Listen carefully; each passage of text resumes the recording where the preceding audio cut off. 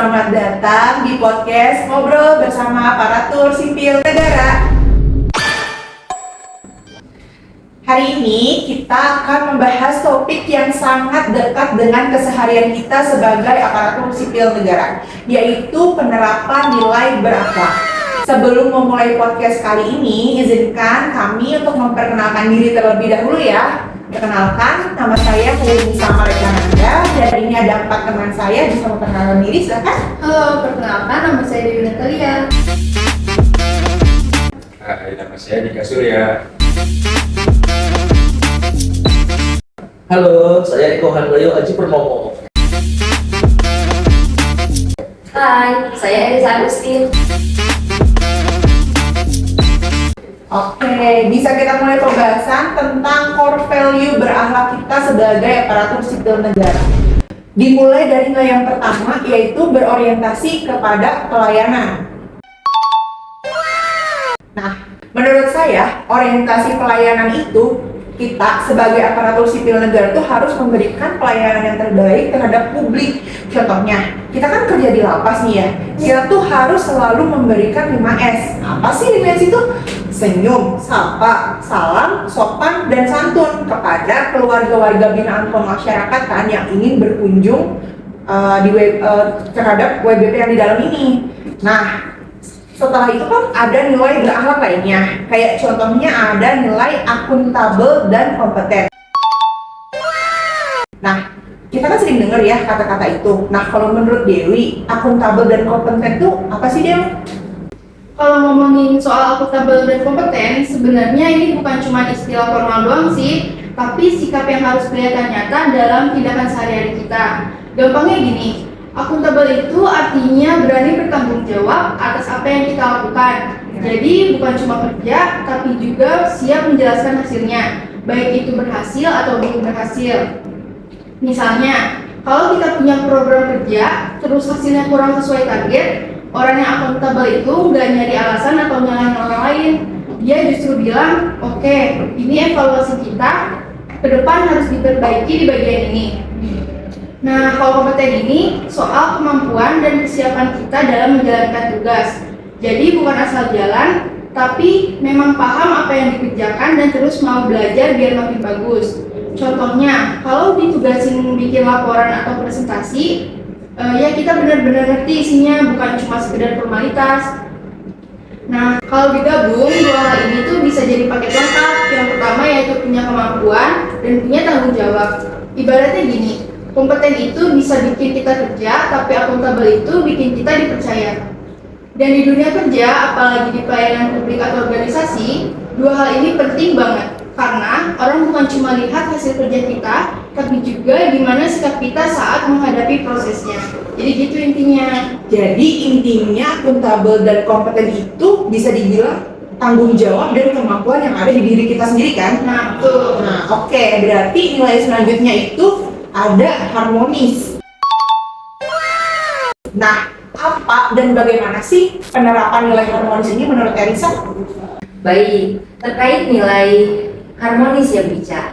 Nilai harmonis menurut pendapat saya adalah kondisi di mana setiap individu saling menghargai, saling mendukung, dan hidup berdampingan dalam keselarasan meskipun memiliki latar belakang yang berbeda. Contohnya, tidak menyela saat rekan kerja sedang memberikan pendapat meskipun pendapat tersebut menurut kita berbeda dengan sudut pandang kita. Yang kedua, memberikan ruang dan waktu kepada teman untuk beribadah sesuai dengan kepercayaannya. Dan yang terakhir, setiap kita bertemu atasan kita, senior kita, dan rekan kerja kita harus selalu menerapkan 5S, senyum, salam, sapa, sopan, dan santun. Hal-hal kecil inilah yang akan membentuk keharmonisan di lingkungan kerja. Karena kalau keharmonisan di lingkungan kerja tidak terbentuk dengan baik, bagaimana kita bisa bekerja dengan nyaman? Bukan begitu, teman-teman? Tuh. Berarti intinya harmonis ini tuh tentang antar individu ya, Bu Arisa ya. Oke, selanjutnya tuh ada nilai loyal. Nah, menurut Pak Dika, apa sih nilai loyal itu? loyalitas itu simpelnya adalah pegangan teguh. Bukan cuma soal datang absen tepat waktu atau pakai seragam lengkap, tapi lebih ke apa yang ada di pikiran saat tadi nggak ada yang awasi. Dunia penjaga tahanan itu penuh godaan. Ada yang nawarin rokok, uang, barang, supaya kita merem pas mereka lagi mau melanggar aturan. Nah, loyalitas itu ketika kita bisa ngomong, sorry, gue nggak bisa, karena harga diri dan seragam lebih penting daripada sekedar uang suap. Intinya gini, loyalitas itu ibarat jangkar.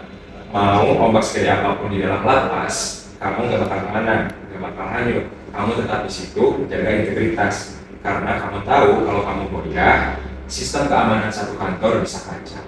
Jadi loyalitas itu bukan beban, tapi sebuah kebanggaan. Itu Ca. Oke, berarti intinya loyal dalam waktu di pekerjaan dan yang penting tuh tanggung jawab ya tadi.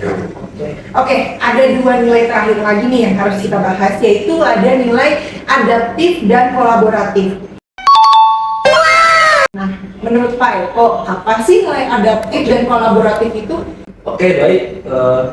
Terkait nilai adaptif dan kolaboratif.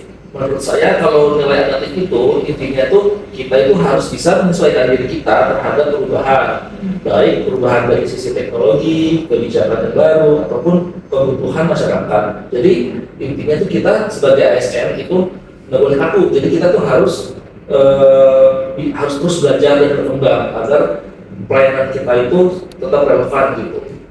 Nah, contohnya itu banyak ya, salah satunya tadi kebijakan baru, misalkan kita dan kepimpinan itu ya dengan menerapkan SOP yang baru. Nah, itu kita harus bisa tuh segera mengikuti aturan dari pimpinan yang baru itu gitu. Terus selanjutnya itu tadi kolaboratif ya. Kolaboratif itu gampangnya, jadi kalau kolaboratif itu kemampuan kita untuk bisa bekerja sama dengan berbagai pihak, baik itu pihak internal maupun pihak eksternal.